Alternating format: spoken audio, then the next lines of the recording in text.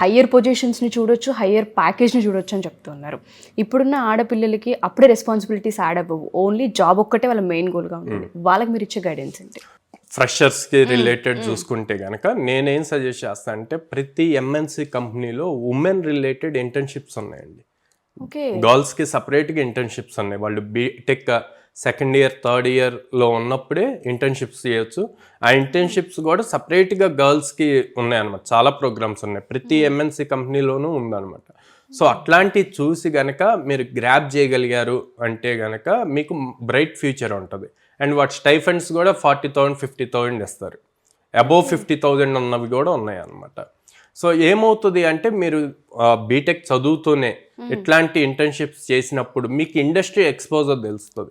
అప్పుడు ఆ ఇండస్ట్రీ ఎలా వర్క్ అవుతుంది అని తెలిసినప్పుడు మీరు ఇక్కడ బీటెక్లో మీ మార్క్స్ కోసం చదువుతారు థియరీ. ఆ థియరీ కన్నా ప్రాక్టికల్ మీద ఫోకస్ పెట్టడానికి మీకు ఇంట్రెస్ట్ వస్తుంది.